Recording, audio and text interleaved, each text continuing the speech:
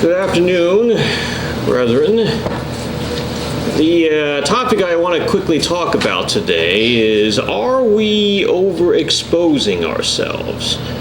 Now, this you can say has many different applications, but I'm going to focus primarily on social media, slander, and overexposure. Because today, in this world, and in the past few days, in fact this past week, we've had a lot of overexposure. You know, the things going on in the world, the news, the events, and here being in Alexandria, Virginia, we're close to the nation's capital, Washington, D.C., where we've been hearing all kinds of things, all kinds of things about the SCOTUS nominee, what's true, what's not true. And of course, being in politics, everything is fair game, it seems.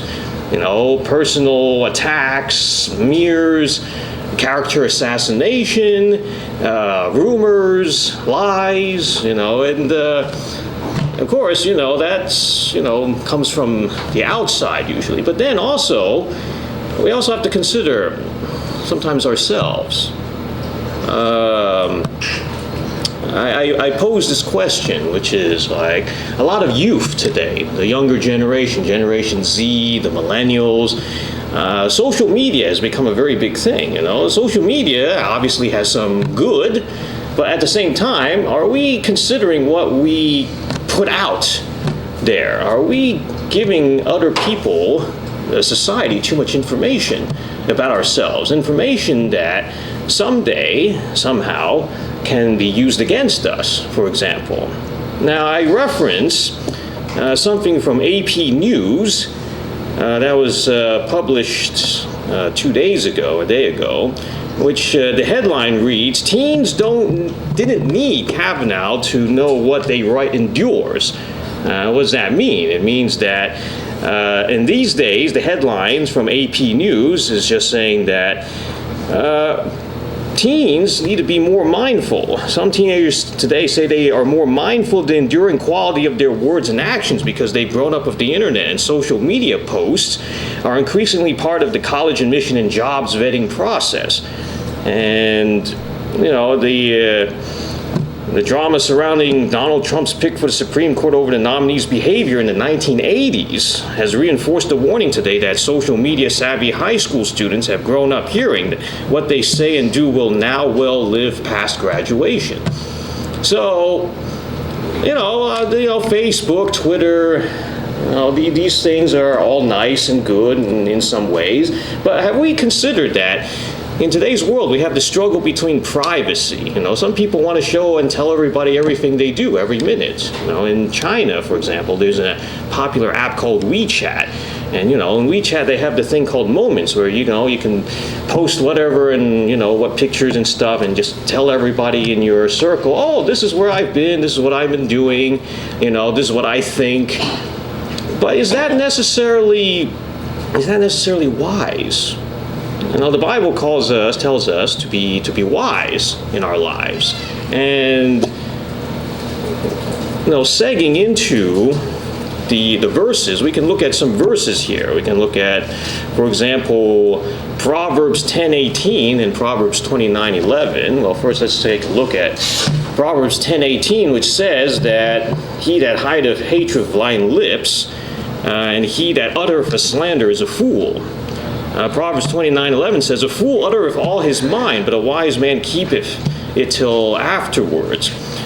Now, this is, I believe this is pretty straightforward, that one should not tell everything he or she knows, even when, you feel like, oh, this is harmless. Oh, I had a drink in college, I posted on my Facebook, or I smoked weed, I said some things, a couple of years ago. Nobody will know. Nobody will find out. Well, that's not necessarily true these days. We're always leaving fingerprints, digital fingerprints. And then, I'm just reflecting. We're reflecting on what has happened this past week in the political arena. And then you're reminded of Psalm 64:4. Psalm 64, or you can go to the whole chapter. Let's turn there. Psalm Psalm 64. There's several verses actually. And reading. See, I'm using technology right now, and it's like sometimes it's a little difficult to still get a grasp on things. But Psalm 64, starting with verse 1, "Hear my voice, O God, and my prayer. Preserve my life from fear of the enemy. Hide me from the secret counsel of the wicked, from the insurrection of the workers of iniquity, who whet their tongue like a sword and bend their bows to shoot their arrows, even bitter words, that they may shoot in secret at the perfect. Suddenly they do shoot at him and fear not. They encourage themselves in an evil manner. They commune with lying snares privily. They say, who shall see them? They search out iniquities. They accomplish a diligent search. Both the inward thought of every one of them and the heart is deep." So right there, people's they search out things. They try to find anything and everything they can to justify whatever their thoughts or agendas are. So sometimes we make it a bit too easy for them. So if we have to reference back to Proverbs, we should not be spilling our guts and glory out to everybody, and because it sounds like everything these days is fair game. Now, another verse which is interesting is Proverbs 18:21. And Proverbs 18:21 says, death and life are in the power of the tongue, and that's the first part. And they that love it shall eat the fruit thereof. Well, life, death, and life. Going back to the nominee, he says his life's been totally ruined by all these things that people have been saying about him. Whether it's true or not, that's yet to be proven. God knows. But those who, there's so many people out there influenced by the prince of the air, by our enemies. They're just saying all kinds of things. They're tossing mud and just trying to, they hurt us. Words, life and death can hang on a single word. Are we mindful of what we are saying sometimes, of what we're thinking? Because if the Bible says, thou shalt not murder, well, it's very easy to murder people these days with what we say. Just a mere thought. Now, here's the thing about thoughts. Because our enemy has many devices to ensnare us. And a lot of times, these come from thoughts. And we're commanded to take every thought captive. Well, let's quickly look at verses in Matthew 15. Matthew 15, verse 19, to start. Matthew 15, verse 19 says, "For out of the heart proceed evil thoughts, murders, adulteries, fornications, thefts, false witness, blasphemies." Well, right there we can see at least three things, that come from the heart. And thoughts, how many of us on a daily basis have thought evil, have thought wicked things? And then if we look at Mark 7:21, Mark 7, verse 21, and it says, "From within, out of heart of men proceed evil thoughts, adulteries, fornications, murders," and then we have a whole list of other sins.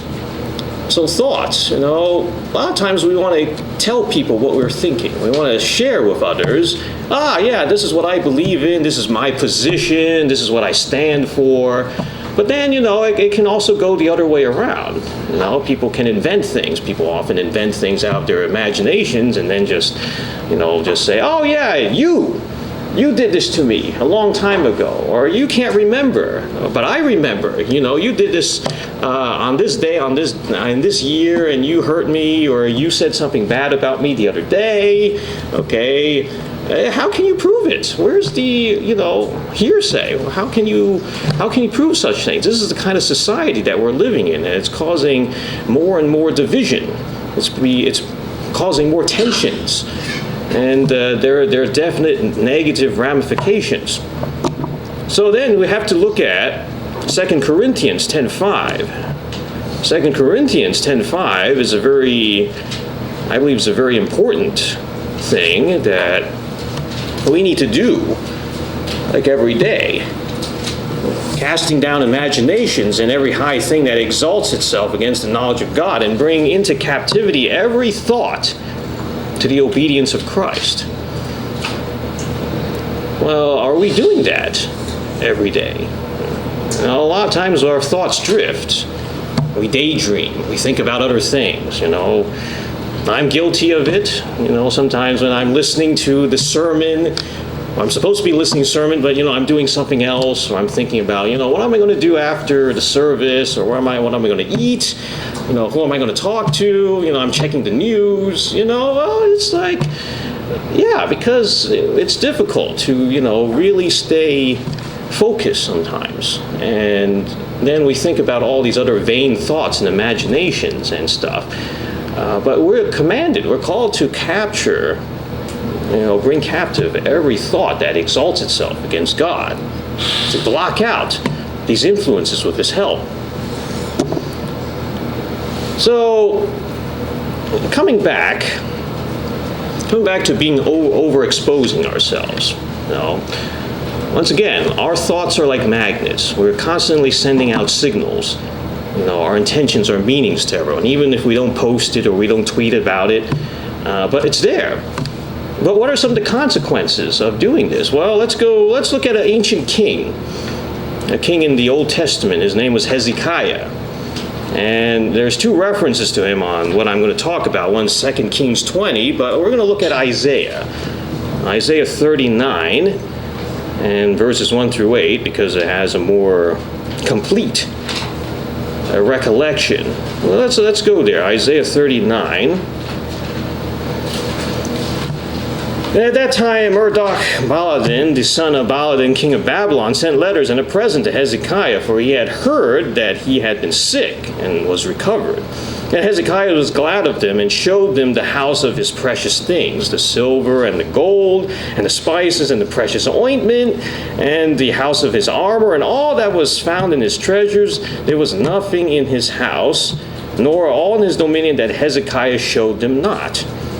Then came Isaiah the prophet unto King Hezekiah, and said unto him, What said these men, and from whence, or where did they come unto thee? And Hezekiah said, They are come from a far country unto me, even from Babylon.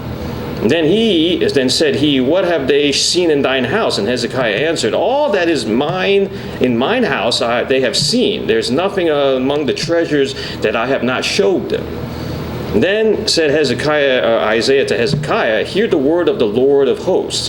Behold, the days come that all that is in your house, and that which your fathers have laid up in store until this day, shall be carried to Babylon. Nothing shall be left, said the Lord.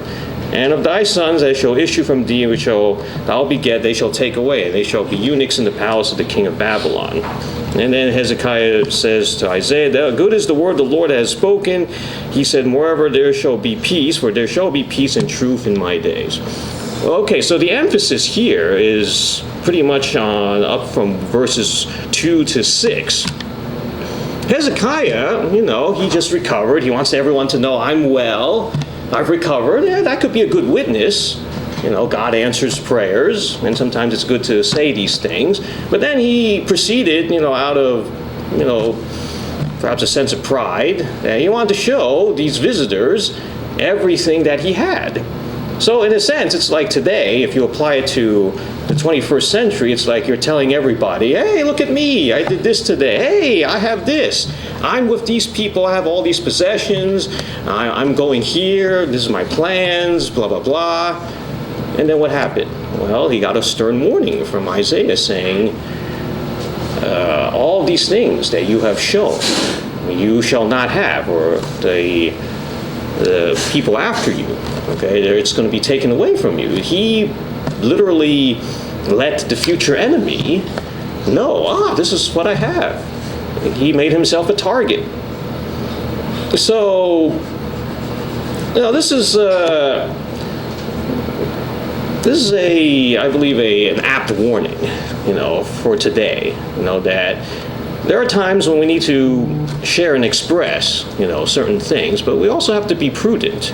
We have to be wise in what we leave out there, because there's another thing that's going on that's out there right now, weaving through the courts. They're discussing whether to have, the social media giants like Google, Facebook, Twitter, et al., whether they are going to be considered protected under the First Amendment, as a public, considering, a public square kind of thing, but I'm not going to talk about that right now. So, the questions I pose to you are we being prudent with what we leave behind or leave around for others to see? Are we overexposing ourselves needlessly? Amos 5:13 is also, I believe you can also apply it here in the sense that says that, if you go there, Amos 5:13 says, "Therefore the prudent shall keep silence at that time, for it is an evil time." We are in the midst of an evil time, brethren. And eventually we'll have to become even more silent in order to save our own hides, or save lives, because everything is fair game today. Everything. Anything you put out there, anything you decide to tell people or show people through various means, it's like, obviously, I don't believe we're that stupid to say, okay, here's my credit card number, okay, some people say, here's where I live. Well, that's what some of the enemies doing now. They're posting home addresses and phone number and contact information of their opponents so that, mobs can target them later. You see, everything is fair game now. It seems that the limits, as we continue down this path, there's going to be consequences. So how can we be wise in this time? I would say that first, don't needlessly post things or send things out about, you or what you're doing. I'm not trying to say be, totally closed off and secretive and stuff, because that's not good either. But, we have to be mindful of what we show, what we tell, what we share others. Can you say we trust a stranger more than our friends or more than our family? And sometimes we wonder, okay, well, can we even trust them? Because we know that in the end days, a lot of people will join with the true church through intrigue, and that's another thing that we need to be wary about. So, in this day and age, be safe. Don't overexpose yourself. Try to limit the amount of information you give out, if that's important to you. Because some people, they don't care. It's like, one of those reality television shows, everything you see, you can see what they're doing every moment. But I think most of us are more sensible and wise than that. So, be careful. Don't overexpose yourself. Okay? Be wise. Limit what you share. Don't make it so easy for others to paint a bullseye on you, because we trust God to protect us, but we also need to be sensible and prudent. This is Jay Chang for the Continuing Church of God.